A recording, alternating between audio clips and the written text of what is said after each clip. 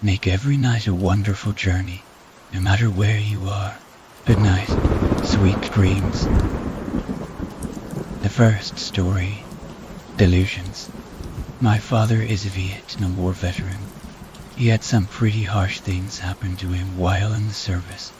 He made some pretty nice friends within his platoon.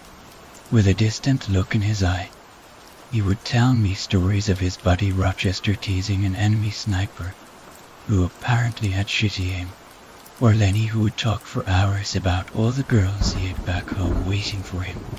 One day my father's platoon, under North Vietnamese fire, and 2 of his friends were killed in the attack.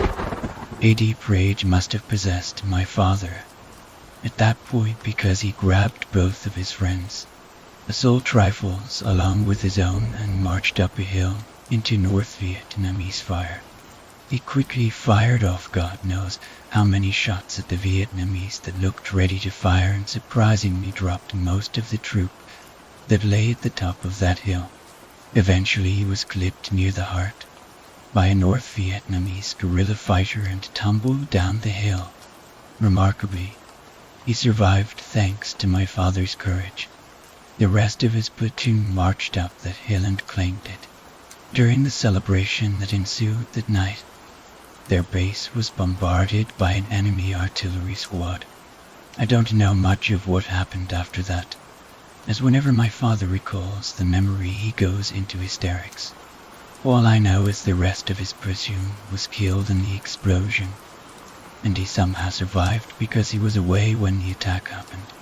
During last year's 4th of July celebration, we were having a normal family cookout, as we do every year. Earlier that year, we had some new neighbors move into the house next to us. We live in a very small town, and our neighbors were never big on fireworks.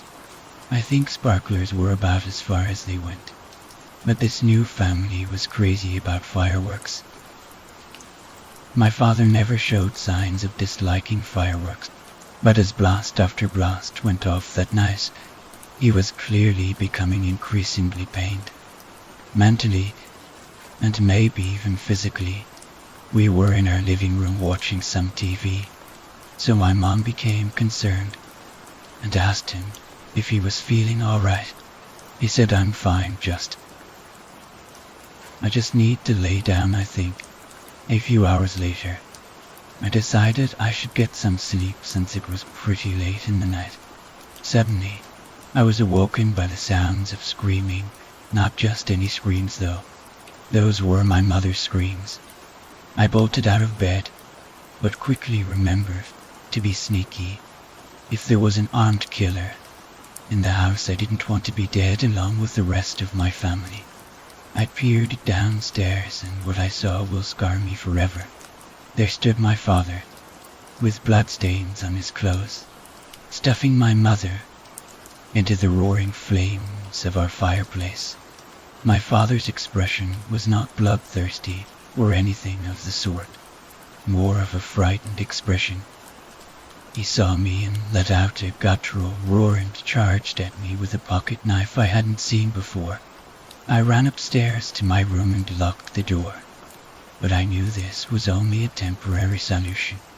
I jumped out of my window trying to land on my feet, just as my dad broke down the door. As I ran from the house, still trying to register just what happened, I could hear my father shouting curses at me that made it hard to believe it was my father speaking. This wasn't my father, this was an animal. I ran until it felt like my lungs were about to burst, and still it seemed as though my father wasn't letting up.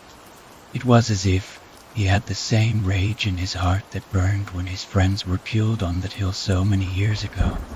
I hid behind a tall patch of grass, but that was pointless. My father was a farmer, so he knows his way around the field. He quickly noticed me standing in the grass and charged at me with a kind of hate in his eyes that seemed to burn from the devil himself. It seemed to dawn on me just what was going on. He was having some sort of PTSD meltdown. and thought I was some North Vietnamese guerrilla fighter that shot his friends. I remembered he had a plow in his barn, so I made a dash for the barn, despite the fire in my body. As I reached the barn, I could still see him catching up to me, so I mustered up whatever other energy I had in me. I hid on top of the plow, and to my relief my father didn't spot me. He dragged his knife along the base of the plow, making an ear-piercing screech. As he made his way to the front of the plow, he looked up, and that's when he saw me. In an instant I activated the plow, not even knowing which lever to pull or which button to push. The blades of the plow gripped my father's hands, and he dropped his knife and held his hand in pain. I leapt down and grabbed the knife before he had the chance to get it again. My father then tackled me to the ground. I have to admit, for a 50-something-year-old man, he hits hard. We kept wrestling for the blade, until I suddenly felt his resistance fade until completely vanishing. During our struggle, I had inadvertently stabbed him, right near the heart this time. There was no survival. I knew he was dead the second he let go of the knife. After that, I woke up. A dream that saw it was just a dream. The relief that filled my heart was indescribable. Then I felt something in my hand and looked down at it. In my hand was a kitchen knife that I had plunged into my father's heart, his dead eyes looking past me with their signature distant look. My father was in bed, and my mother was nowhere to be seen. I later found my mom in the fireplace, which would explain the traces of soot on my hands. The second story, camping. Best friends look out for you.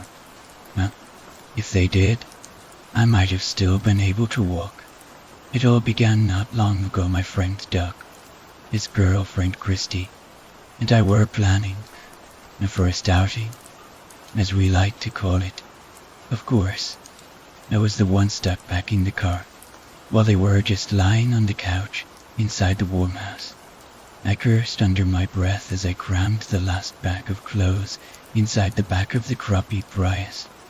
A short time later they came out of the house, Christy blushing and warmer than usual, as Doug drove up the icy inclined road. I couldn't help feeling a bit creeped out.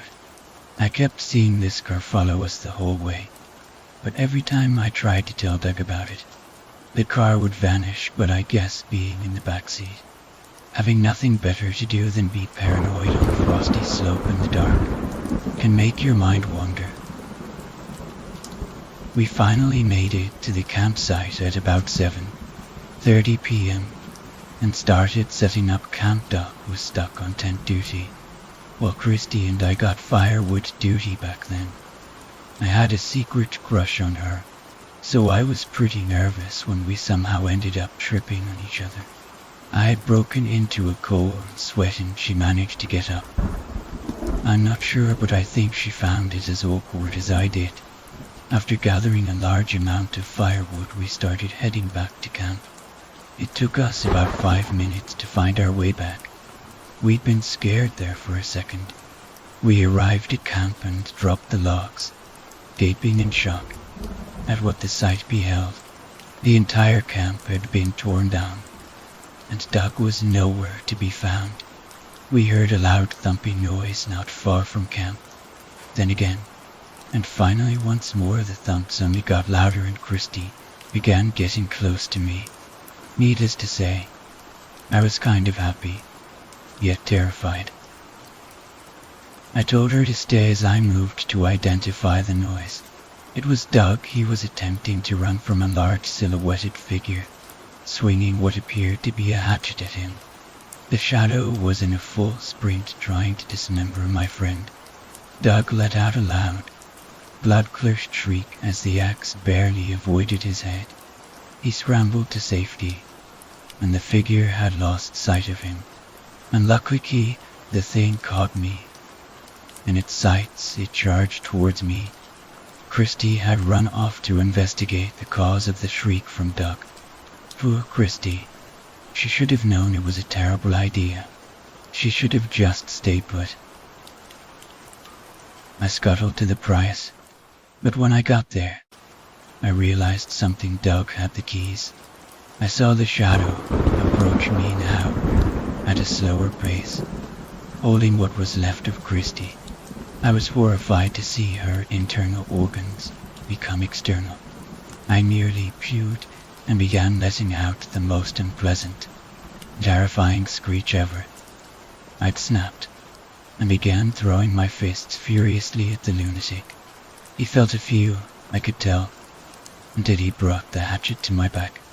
I felt an intense, splitting pain and attempted to register what had just happened. I screamed for Doug to come help me. He just kept hiding as the figure shambled slowly toward his vehicle. The car drove off, and I was left with the bottom half of my spine in shards.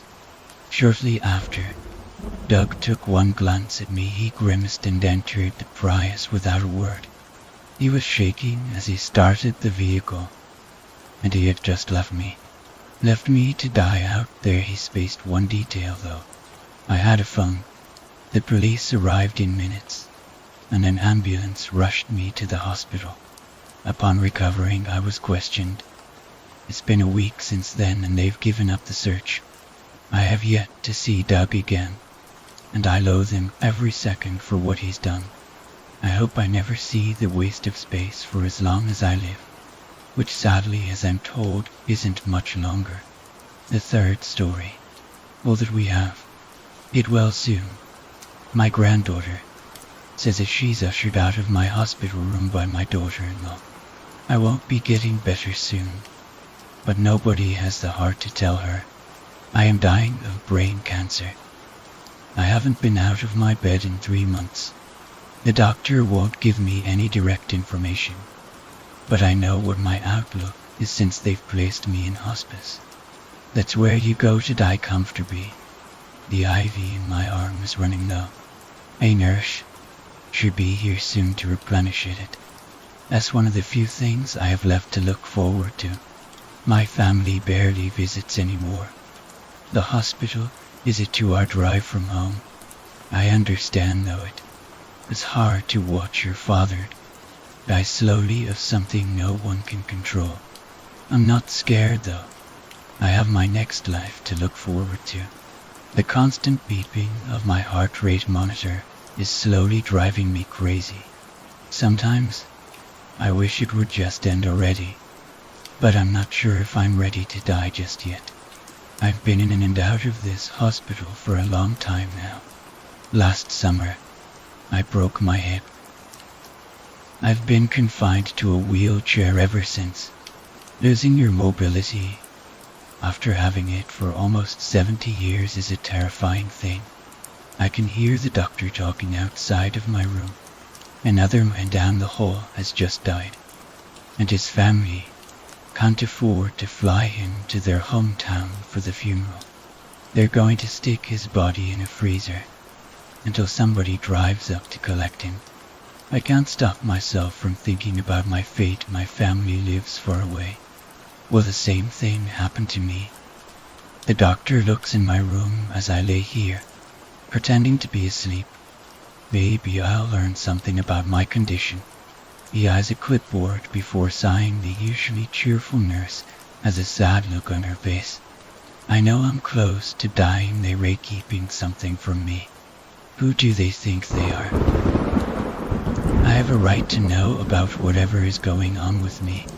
The reality of my situation hits me like a brick wall for the 100th time today. Now I'm not sure if I want to know how bad I've got it. I don't know if I could handle knowing that I'll die tomorrow. How will my family react?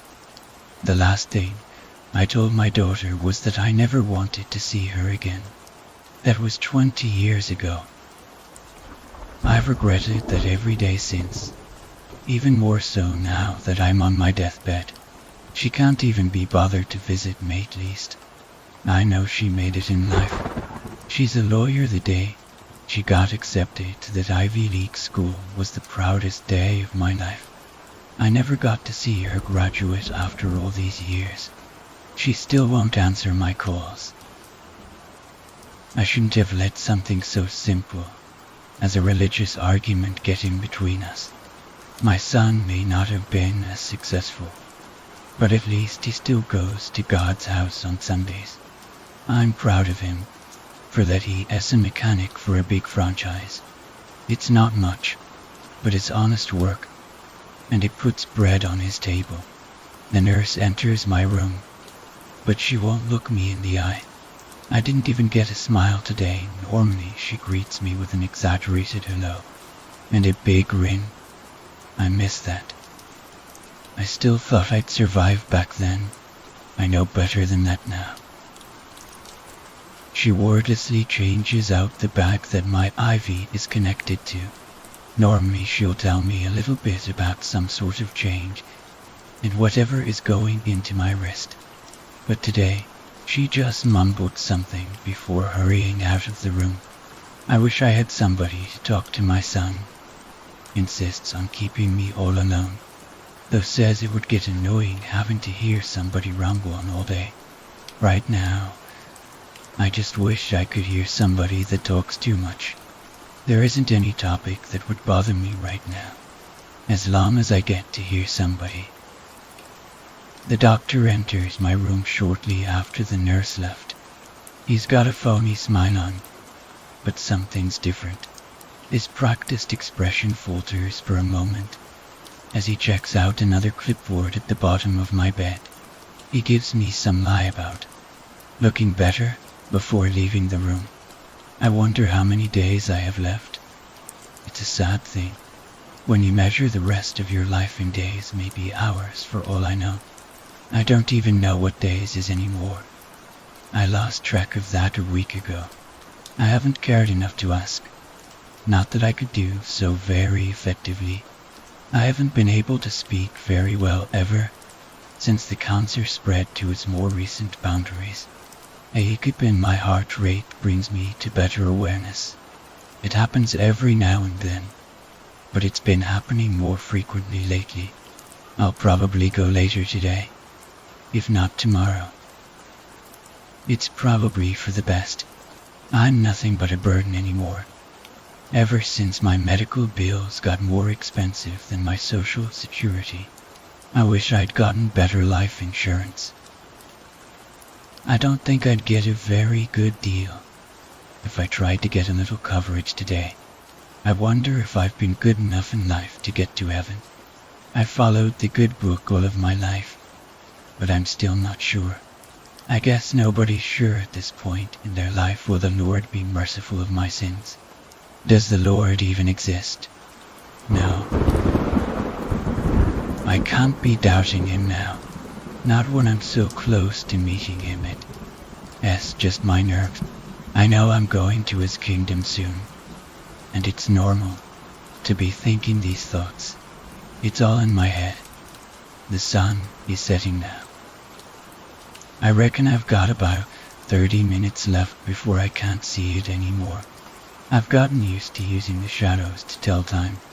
There's a clock in here, but the batteries died a while ago.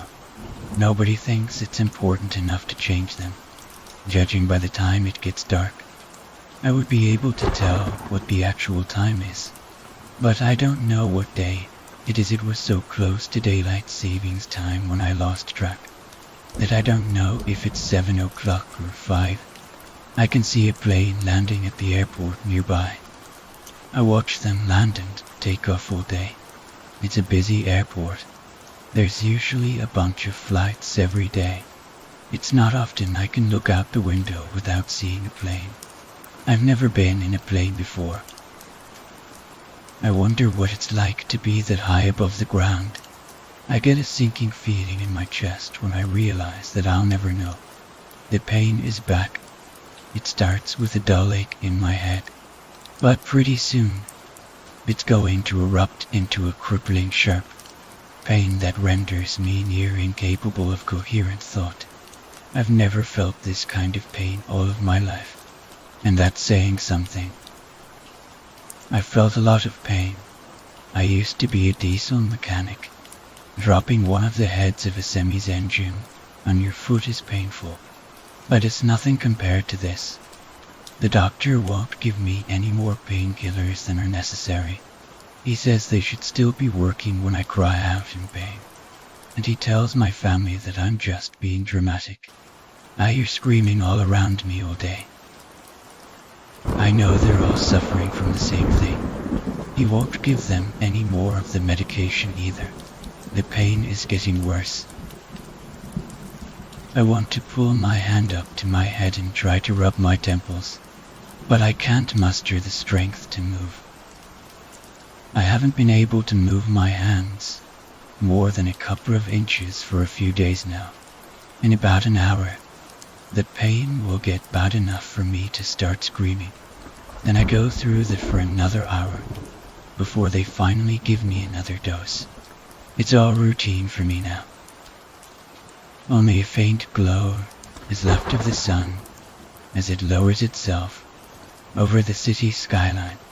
If only I could see the tree line at my house one more time. I haven't been to my house in 10 years. My wife got that in the divorce. Ever since then, I've been living in a retirement home. At least when I was there, I had somebody to talk to. Those old people always wanted to play some card game, but they were great company when my family wasn't with me. I get a terrible feeling in my chest before I cough up a mixture of blood and bile. I have to wait until the nurse visits me, and a little while before that gets cleaned up. I can't even wipe my face anymore. Maybe the blood is a sign that I'll die soon. I kind of hope so, as bad as that sounds. I know I shouldn't want to die, but it's hard to maintain the will to live when there's nothing worth living for. My heart rate monitor is fluctuating constantly now. Maybe that's a good sign or a bad sign, however you want to take it. I can't help but let out a groan as the pain in my head gets worse. Maybe I can muster up the energy to ask for painkillers when the nurse comes to check on my heart rate. I hope so. The pain comes in waves. It's always there, but every few seconds it grows in intensity for a short while before subsiding to a dull ache that never leaves my attention. The doctor and nurse rush into my room. Maybe my heart rate is worse than I thought. They're both shouting things at each other. I close my eyes and say a quick prayer, hoping they'll stop, hoping that the pain will end this time. My vision starts to blur as my brain begins to shut down. It's going to happen today, probably within the next couple of minutes. I wonder if my granddaughter is home yet. I hope they break it to her gently. I've never been able to tell her how much I love her, but she is the greatest thing to happen to me in these last few years of my life. I can't hear them yelling anymore. My ears are failing me now. I can see their lips moving, but I can't hear anything except the pain. The doctor is doing all sorts of different things to me that don't really make sense. I guess they probably would if I had any medical knowledge. I can feel myself scream, but I can't even hear my own last garbled screeching. My vision has almost completely left me. I can only make out basic shapes now. I know that 2 more nurses have entered the room. It won't help, though. I'm going to die, and only God can stop it. The pain vanishes as my vision leaves me. I can't see.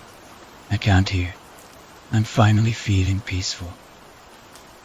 I wonder what heaven is like. I ponder that last thought as I slip from life. A wave of panic floods over me as I see what awaits me. Nothing. Nothing awaits me. There is no afterlife. This short, miserable existence is all that we have. This story is credited to a person called Bron YV as Normandy.